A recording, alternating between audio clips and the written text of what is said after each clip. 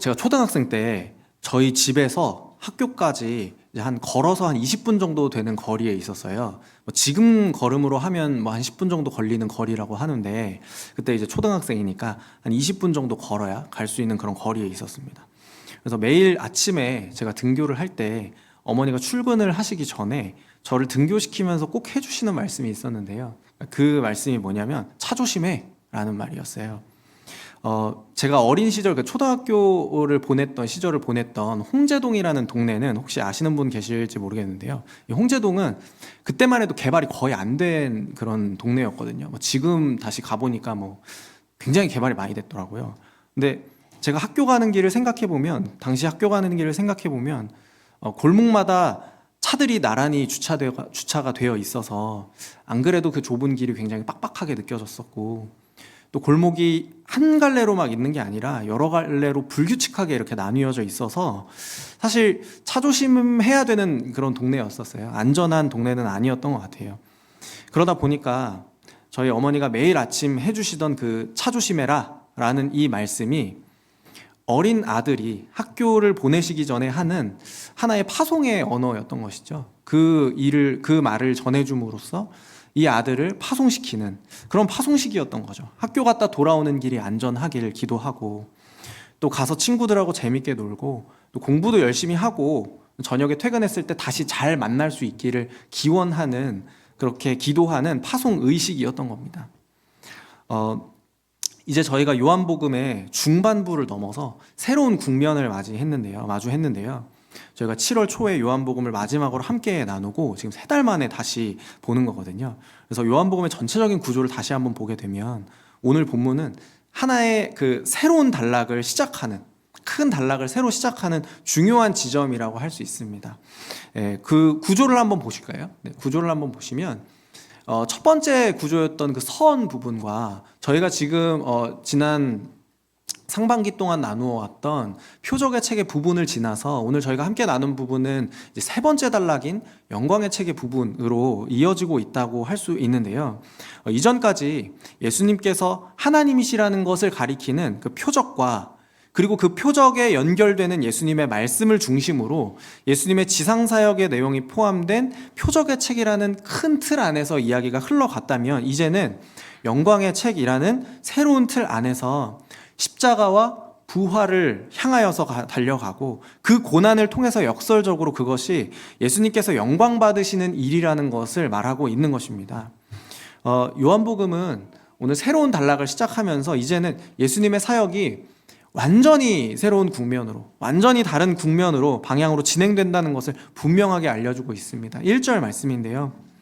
1절을 보시면 6월절 전에 예수께서 자기가 세상을 떠나 아버지께로 돌아가실 때가 이른 줄 아시고 세상에 있는 자기 사람들을 사랑하시되 끝까지 사랑하시니라, 이렇게 말씀하십니다.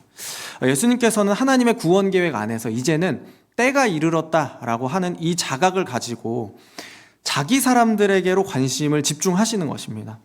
표적을 행하시면서 대중들을 만나시고 대중들을 향하여서 말씀을 가르치시던 예수님께서 이제는 때가 이르렀으니 자기 사람들을 바라보고 자기 사람들을 향하여서 가르치시고 그들과 보내는 시간에 더욱 집중하시는 것이죠.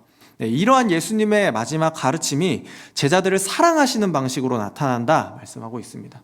이제껏 자기 곁을 지켜준 제자들을 스승으로서, 또 주님으로서, 그리고 하나님으로서 사랑하시되 끝까지 사랑하시는 그 방식으로 제자들에게 이제 가르치시는 것입니다. 끝까지 사랑한다는 이 표현이 되게 인상 깊은 것 같아요. 예수님께서 세상에 머무실 때까지, 그리고 그 마지막 순간까지 최선을 다해서 사랑한다, 이런 의미만 있는 것은 아니거든요. 예수님께서 끝까지 사랑하신다는 것은 물론 시간의 양적인 그런 의미에서의 사랑도 있겠지만요, 그보다는 질적으로 충족된 사랑을 의미합니다. 즉, 사람의 차원을 넘어서 하나님의 차원에서 하실 수 있는 끝까지를 말씀하시는 것입니다. 그리고 하나님의 사랑의 극단, 그 절정의 그 클라이막스는 역시 십자가라고 할 수 있겠죠. 죽음에 이르기까지 낮아지는 그 극한의 사랑이 제자들이 예수님에게 받은 끝까지 사랑이고, 예수님께서 제자들에게 가르치셨던 그 끝까지 사랑하시는 것의 방향이라는 것입니다. 여러분, 게다가 이 십자가라는 것은 그저 질적인 차원에서만 충족되고 만족시키는 그런 극한의 사랑이 아니라 결국에는 양적인 측면에서도 이 제자들을 만족시키는 사랑일 것입니다. 왜냐하면 십자가와 부활 이후에, 그 이후에는 보혜사이신 성령 하나님께서 그들을 고아와 같이 버려두지 않으시고 영원토록 함께 하시겠다 말씀하셨기 때문입니다. 예수님께서 이제 세상을 떠나셨기 때문에 이제는 그 사랑의 시간이 끝난 것이 아니라 그 이후에도 영원토록 주님께서 제자들과 함께 하시면서, 그분의 자녀들과 함께 하시면서 그들을 지켜주시고 돌보시고 함께 하시겠다고 약속하시는 그 약속이 십자가를 통해서 이루어졌기 때문에 그렇습니다. 특별히 오늘 본문을 살펴보면 예수님께서 제자들에게 베풀어 주신 이 극한의 사랑이 오늘 본문에서는 제자들의 발을 닦아주시는 세족으로 표현되고 있거든요.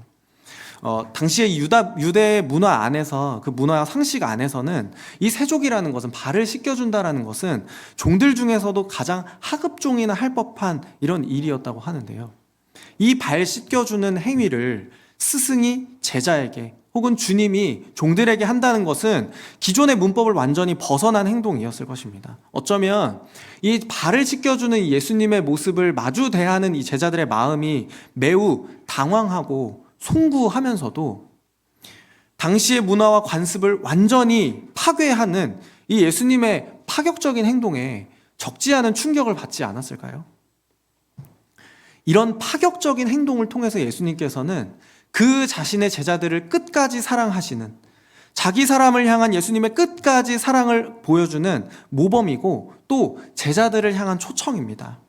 세족 이후에 예수님께서 제자들에게 새로운 계명을 가르치시면서 이렇게 제자들을 초청하시는데요. 요한복음 13장 34절부터 35절까지 말씀입니다. 우리 같이 한번 읽겠습니다. 새 계명을 너희에게 주노니 서로 사랑하라. 내가 너희를 사랑한 것 같이 너희도 서로 사랑하라. 너희가 서로 사랑하면 이로써 모든 사람이 너희가 내 제자인 줄 알리라. 아멘. 예수님께서 세족을 통하여서 보여주셨던 그 모범은 결국 내가 너희에게 대했던 것처럼 너희도 서로 사랑하라는 것입니다. 이 서로 사랑하라라고 예수님께서 제자들을 초청하시는 이 부름은 마치 엄마 없이 학교를 혼자서 다녀와야 하는 아들에게 차 조심해라, 길 조심하고 오늘도 안전하게 다녀와라 말하고서 보내듯이 남겨진 제자들을 향하여서 서로 사랑해라 말씀하시고 그들을 파송할 준비를 하시는 것입니다. 오늘 말씀을 통해서 여러분을 예수님과 제자들만의 파송식에 초대하려고 합니다. 그리고 이 파송에 초대받음으로 인하여서 제자들이 예수님의 사랑의 모범을 배우고 파송을 받은 것과 같이 오늘 저와 여러분도 예수님의 사랑을 경험하고 그 사랑의 모범을 따르기를 다짐하는 그런 은혜가 있기를 축원합니다. 사실 본문을 더 자세하게 살펴보면 예수님께서 발을 씻겨주시는 장면은 그렇게 중요하게 나오진 않거든요. 그 발을 씻겨주시는 장면은 사실 몇 구절 안 되고, 사실 그 이후에 붙는 예수님과 제자들과의 대화, 그리고 예수님의 가르침, 이 부분이 더 자세하게 기록이 되어 있습니다. 세족이라는 행위보다도 예수님께서 가르치셨던 그 가르침을 더 중요하게 생각하므로, 더 중요하게 기록하므로 그 세족이라는 행위가 어떤 의미를 담고 있는지, 이것에서 우리는 어떤 것을 배워야 하는지를 더 자세하게 알려주고 있는 것이죠. 그래서 우리가 주목해야 하는 첫 번째 장면은 베드로와 예수님의 대화입니다. 제자들의 발을 씻겨주시고 특별히 자기 차례가 이제 다가온 이 베드로가 발을 씻어주시는 예수님의 모습을 보면서 예수님께 드리는 이 질문들은 혼란스러운 이 베드로의 심리와, 그리고 또 어떻게 보면 다소 불만스러운 태도를 엿볼 수가 있는 것 같아요. 6절부터 7절 말씀인데요. 시몬 베드로에게 이르시니 베드로가 이르되 주여 주께서 내 발을 씻으시나이까? 예수께서 대답하여 이르시되 내가 하는 것을 내가 지금은 알지 못하나 이후에는 알리라. 우리는 예수님의 이 발을 씻겨주시는 이 행위가 어떤 목표가 있고 목적이 있고 의미가 있다라는 것을 알고 있죠. 그렇지만 그 현장에 있던 베드로는 이것을 이해할 수는 없었을 것 같아요. 이게 무슨 일인가 싶고, 이게 도대체 어떤 일인가, 어떤 의미에서 이런 일을 하시는가 혼란스러웠겠죠. 만약에 그 의미를 알고 있는 저로서는 예수님께서 만약에 저의 발을 씻어주신다라고 한다면 저는 주저없이 양말을 벗었겠죠. 그 자리에 앉았겠죠. 그리고 저는 분명히 사진이나 동영상을 찍어서 SNS에 올리고 싶었을 것입니다. 나 은혜 받았다. 나 예수님께서 발을 씻겨주셨다. 나 이렇게 큰 은혜를 누렸다. 저 자랑하고 싶겠죠. 그런데 베드로는 그 의미가 무엇인지 모르기 때문에 발 씻겨주는 것을 거부합니다. 심지어는 예수님께서 이렇게 말씀하세요. 네가 지금은 알지 못하나 이후에는 알리라. 지금은 알지 못하지만 너는 분명 내가 왜 이렇게 하는지 그 의미를 알게 될 거야 말씀하시는데도요, 베드로는 거기에 순응하지 못하고 완고한 마음으로 자기 의견을 밀어붙이는 것을 볼 수 있어요. 8절 말씀인데요, 8절 다시 한번 같이 읽겠습니다. 8절입니다. 베드로가 이르되 내 발을 절대로 씻지 못하시리이다. 예수께서 대답하시되 내가 너를 씻어주지 아니하면 내가 나와 상관이 없느니라. 아멘. 베드로가 이르되 내 발을 절대로 씻지 못하시리이다. 절대로 씻지 못하시리이다. 여러분, 예수님께서 하셨던 그 부탁이 베드로한테 그렇게 어려운 부탁이었을까요? 그러니까 문화적인 측면에서는 어려울 수 있지만 사실 간단하거든요. 거기 앉아 있으라는 거거든요. 그 뒤에 있는 건 내가 다 알아서 할 테니 너는 그냥 앉아만 있어라. 여러분, 그런데 베드로의 반응은 절대로 못 하신다는 겁니다. 은혜를 베풀어 주시기 위해서, 어떤 의미를 가르쳐 주시기 위해서 거기에 앉아 있고 발을 씻겨 주시겠다는데 베드로는 그건 절대로 못 하시겠다라고 그렇게 거부하면서 예수님께 불만스러운 태도로 항의하는 것입니다. 여러분, 베드로가 이렇게 고집을 부리고 있으니까 예수님 입장에서 얼마나 답답하시겠어요. 여러분, 물론 베드로의 입장에서도 이해는 되긴 합니다. 상식적으로, 문화적으로 도저히 이해가 되지 않는 행동을 하시는데 어떻게 그것을 그냥 받고만 있겠어요. 그런데 여러분, 우리는 그 은혜의 현장에서 절대로 내 발은 씻으실 수 없습니다 라고 말하는 이 베드로를 보면서 완고한 우리의 모습을 보게 되는 것입니다.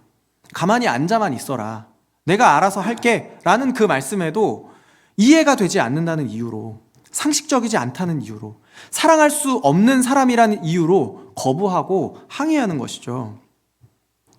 말씀에 순종해야만 주신 은혜를 받을 수 있을 텐데요, 베드로에게 먼저 은혜를 베풀어 주시기 위해서 예수님께서 그 일을 베드로에게 부탁하시는 걸 텐데요, 심지어는 너 그냥 아무것도 하지 말고 그냥 가만히 앉아만 있어라. 너의 차례가 됐을 때 그 대야 앞에 앉아서 그냥 내가 발 씻는 것을 잘 지켜보아라 라고 그렇게만 부탁하신 걸 텐데요, 베드로는 그 말씀에 순종하는 그 자리까지 가지 못했던 것이죠.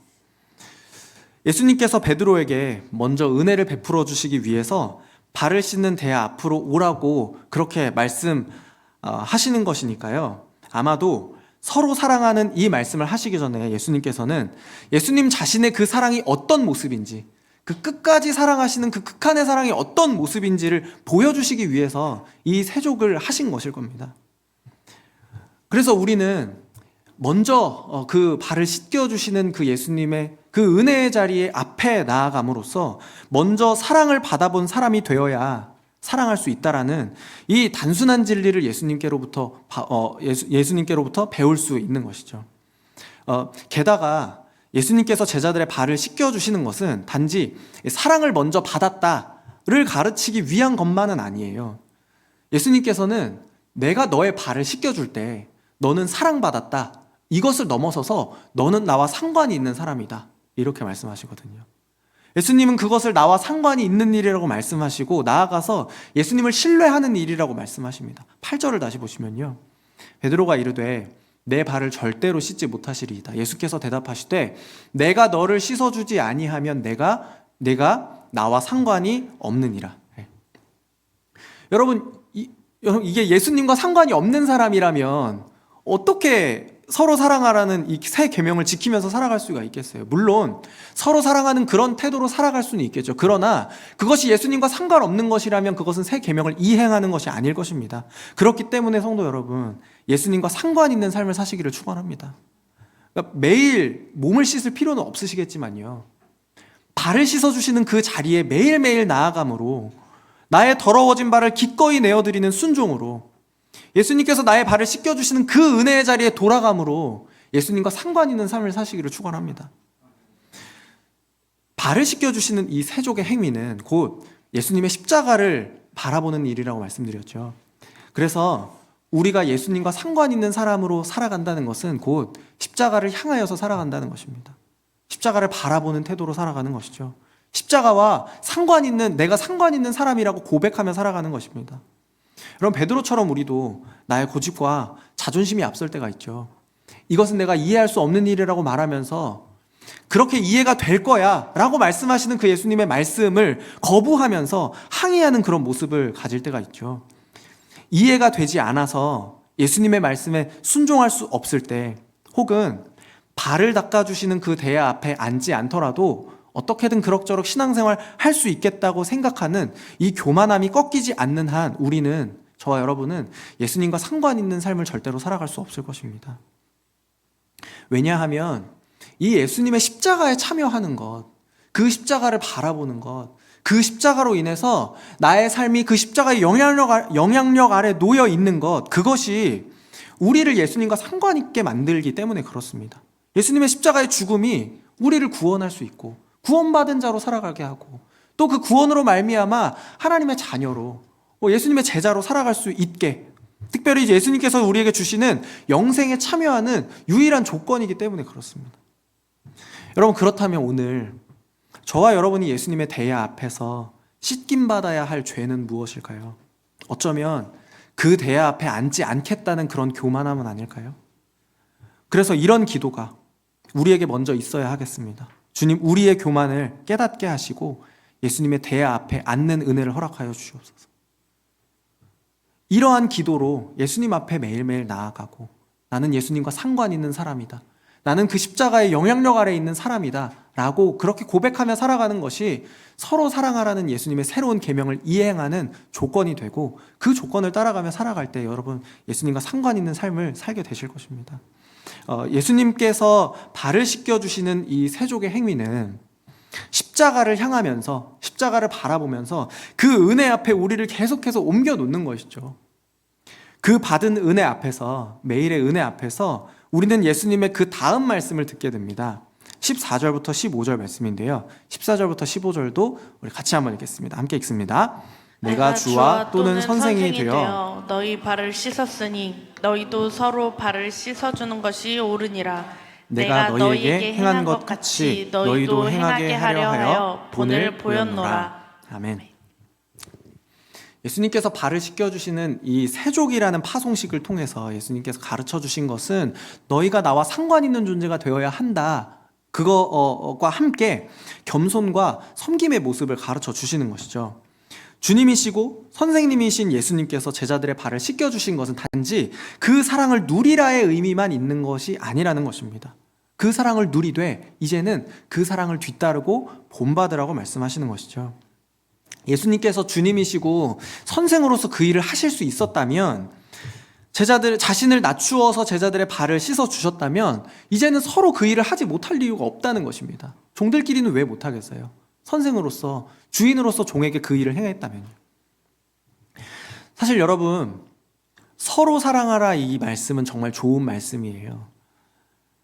정말 의미가 있고 우리가 새로운 계명이다 마음에 품고서, 또 때로는 여러분들 가운데 어떤 분들은 이 말씀을 내내 곱씹으면서 정말 서로 사랑하면서 살아가고 싶다, 그렇게 마음에 품고 있는 그런 말씀인지도 모르겠어요. 여러분, 그렇지만 이 좋은 말씀을 예수님의 모범을 따라서 순종하기는 매우 어렵다는 것을 저와 여러분은 이미 알고 있습니다. 왜냐하면 우리는 삶의 현장에서 서로 사랑하지 못하게 만드는 그런 유혹들을 끊임없이 받기 때문에 그렇습니다. 여러분, 예수님께서 방금 발을 씻어주시면서 서로 사랑하라, 나의 본을 따르라, 이렇게 말씀하시죠. 여러분, 그런데 곧 유혹이 찾아옵니다. 예수님께서 너희 중 하나가 나를 팔리라 말씀하시는 겁니다. 예수님은 끝까지 사랑하기로 작정하셨는데 그 사랑을 배신하려는 유다가 그 자리에 같이 있었던 거예요. 그리고 식탁에 앉은 제자들이 예수님의 이 말씀을 들으면서 서로를 의심하기 시작합니다. 서로 사랑과 의심은 전혀 맞지 않는 것인데도 불구하고 예수님의 이 말씀을 듣고서 제자들은 서로를 의심하면서 이렇게 이야기를 합니다. 나는 아닐 것 같은데 도대체 누구야? 너일 수는 있겠다 라는 이 의심을 파송의 식탁에서 주고받는 것입니다. 여러분, 그것을 보는 예수님의 마음은 어땠을까요? 자신을 팔아 넘기는 제자의 발을 씻기시는 그 마음과 섬김을 거절하는 그 제자의 마음을 다독거리시면서 또 나는 아니겠지 이렇게 이야기를 하면서 서로를 의심하는 제자들을 바라보시면서도 예수님께서는 그들의 발을 씻겨주시고 서로 사랑하라 말씀하시는 것이죠. 이 모든 것을 알고 계시면서도 예수님께서 선택하시는 것은 그냥 해야 할 일을 묵묵히 하는 것이었습니다. 해야 할 사랑을 그냥 묵묵히 해내는 것입니다. 그저 그 일을 해내시면서 직접 그 본을 보여주시는 것이죠.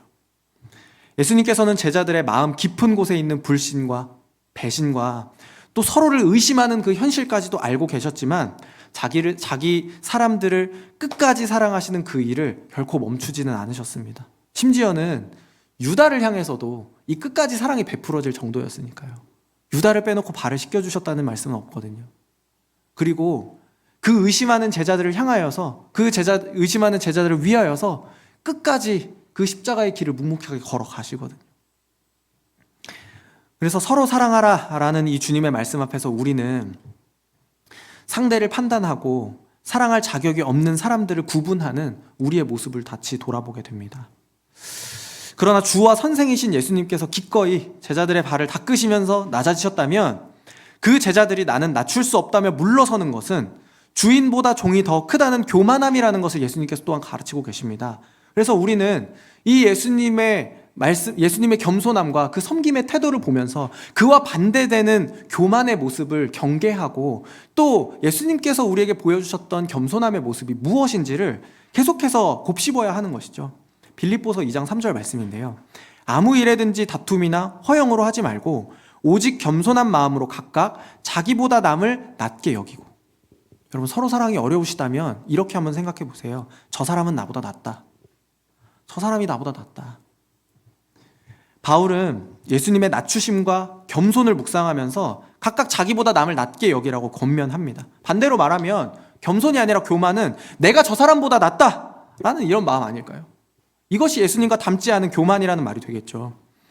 유다를 향한 사랑과 베드로의 고집스러움에도 불구하고 그의 발을 씻겨주시면서 마치 저 사람이 나보다 낫다 말씀하시는 것처럼 자신을 낮추시는 이 예수님의 사랑이 우리가 닮아야 하는 사랑이라는 것을 우리는 꼭 기억해야 합니다. 여러분의 삶에서도 사랑하기 어려운 사람 혹은 섬기기 어려운 사람이 있으실지 모르겠습니다. 차마 굽히기 어려운 그런 사람, 여러분의 가정에 있을 수 있고요. 교회 안에서도 처음엔 좋지만 시간이 지나다 보면 종종 그런 사람들을 만나게 됩니다. 직장에서 만나는 거 더 쉽겠죠. 여러분, 그런 사람과도 서로 사랑을 나눌 수 있을까요? 그런 사람과도 저 사람이 나보다 낫다라고 말할 수 있을까요? 그러나 오늘 예수님의 모습을 통해서 우리가 깨닫는 것은 서로 사랑하라 라는 이 말씀이 현실을 회피하는 것이 아니라 오히려 현실을 초월하는 것이라는 것입니다.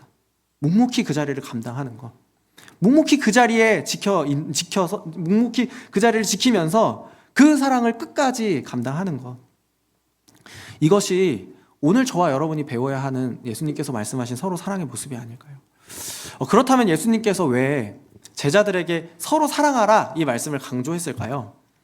직접 제자들의 발을 닦으시는 그 본을 보이면서까지 가르치셨어야 하는 이유가 있다면 그것은 바로 이 서로 사랑하라라는 이 예수님의 말씀이 제자 공동체의 사명이기 때문이고 또한 세상이 하나님을 영접하는 방식이기 때문에 그렇습니다. 요한복음 13장 20절 말씀인데요. 내가 진실로 진실로 너희에게 이르노니 내가 보낸 자를 영접하는 자는 나를 영접하는 것이요 나를 영접하는 자는 나를 보내신 이를 영접하는 것이니라. 여러분, 오늘 우리를 사랑하지 못하도록 유혹하는 이 세상 속에서 예수님의 가르침을 실천하는 것은 쉽지 않습니다. 세상이 우리를 배신하고 시험하고 심지어는 가정과 교회 안에서도 이 사랑하라는 예수님의 말씀 실천하기 쉽지 않은 것이 우리의 연약함이기 때문에 그렇습니다. 그렇지만 예수님께서는 우리에게 분명하게 알려주고 계시는 것이죠. 그것이 너희가 파송받은 이유라고, 그것이 내가 본을 보이게 되는 이유라고, 서로 사랑하기 위해 파송받은 너희의 모습을 세상이 영접할 때 세상은 예수님 자신을 영접하는 것이고 그것이 하나님을 만나게 해주는 방법이라고 말씀하시는 것입니다. 우리가 서로의 발을 씻기고 겸손과 섬김으로 각각 자기보다 남을 더 낫게 여길 때 세상은 단지 그냥 착한 사람 하나를 만나는 것이 아니라는 거예요. 배려심이 깊은 사람 하나를 만나는 것이 아닌 서로 사랑하는 그 말씀을 순종하며 지키면서 그 책임을 다하면서 살아가는 그 사람들을 보면서 세상은 예수님을 보게 된다는 것입니다. 그 일을 감당할 때 저와 여러분은 세상을 하나님께로 연결해주는 통로로 살아갈 수 있다는 것입니다. 만약에 예수님의 사랑을 알고 그 사랑으로 그분과 연합한 자가 되었다면 이제는 그 사랑이 우리를 보내는 사랑으로 바뀌게 되는 것입니다. 여러분이 보내심을 받은 자리에서 그 사랑을 행하면서 사는 것, 그것이 우리가 맡은 일이라는 것이죠. 요한복음 13장 17절 말씀이에요. 이렇게 말씀하시는데요. 너희가 이것을 알고 행하면 복이 있으리라. 서로 사랑하는 것 모르시는 분은 없으시죠? 하지만 행하는 것은 어렵습니다. 예수님께서 제자들에게 이것을 알고 이것을 행하면 너희는 복이 있을 것이다. 너희는 복이 있으리라. 이렇게 말씀하셨습니다. 여러분, 이 복을 만약에 저와 여러분도 누릴 수 있다면 이 복은 무엇일까요? 서로 사랑하는 우리의 모습을 통해서 그 말씀을 지키면서 살아가는 우리의 모습을 통해서 우리가 받을 수 있는 복이 있다면 그 복은 서로 사랑하는 우리의 모습을 통해서, 교회의 모습을 통해서 하나님께서 드러나신다는 것입니다. 예수님과 상관 있는 삶이 오늘 우리의 현실에서 열리게 되는 것이죠. 단지 좋은 사람 되는 것이 아니라, 단지 착한 사람이 되는 것이 아니라 내가 예수님과 상관 있는 사람이 되는 것이고, 나의 가정이 예수님과 상관 있는 가정이 되는 것이고, 우리 교회가 예수님과 상관 있는 교회가 되는 것, 이것이 우리가 누려야 할 가장 근본적인 복이고 우리가 이것을 알고 행할 때 누리게 된 복이라는 것입니다. 예수님께서 계시지 않는 새로운 세상을 준비하면서 예수님께서는 제자들의 발을 씻으시며 위로하시고 또한 격려해 주셨습니다. 그러면 오늘 이 위로와 이 격려, 이 가르침이 저와 여러분 가운데에도 들리기를 축원합니다. 그리고 이 가르침을 알고 행하는 자에게 복이 있으리라 말씀하시는 것처럼 예수님과 상관 있게 살아가는 그 복이 저와 여러분의 삶 가운데 충만하시기를 또한 축원합니다. 겸손과 섬김, 서로를 향한 사랑, 이것이 예수님께서 우리에게 먼저 보여주신 모범이고 제자들에게 또 저와 여러분에게 맡겨주신 사명이라는 것을 꼭 기억하셨으면 좋겠습니다. 저희 어머니께서 차 조심하라 라는 말씀과 함께 저를 파송하셨던 것처럼 우리 주님께서도 서로 사랑하라는 이 새 계명을 주시면서 제자들을 복잡하고 위험한 세상으로 파송하셨습니다. 그 어머니께서 저를 차 조심해라 라고 이렇게 보내시다가 제가 운전을 할 때가 되니까 저희 아버지가 아직도 가끔씩 성민아 운전 조심해라, 차 조심해라, 너가 잘한다고 해서 운전은 잘하는 게 아니다, 이렇게 말씀하시더라고요. 요즘 저희 아내가 운전을 하는데요, 제가 그렇게 듣기 싫었던 아빠의 차 조심해라, 운전 조심해라 라는 말을 저희 아내가 운전을 할 때마다 제가 아침에 해주고 있어요. 운전 조심해, 차 조심해야 돼, 이 말을 계속해서 전달하고 있어요. 이 예수님의 이 말씀이 제자들을 통해서 우리에게도 전달되고 또 여러분의 삶을 통해서 또 다른 이들에게도 전달되기를 축원합니다. 그 사명을 감당하기 위해서 주님의 대야 앞에서 우리의 교만을 내려놓고 순종함으로 씻김을 받고 주님의 본을 따라 겸손히 섬기는 파송받은 제자로서 이웃을 향한 끝까지 사랑을 실천하는 그런 복된 삶을 사시기를 다시 한번 주님의 이름으로 축원합니다.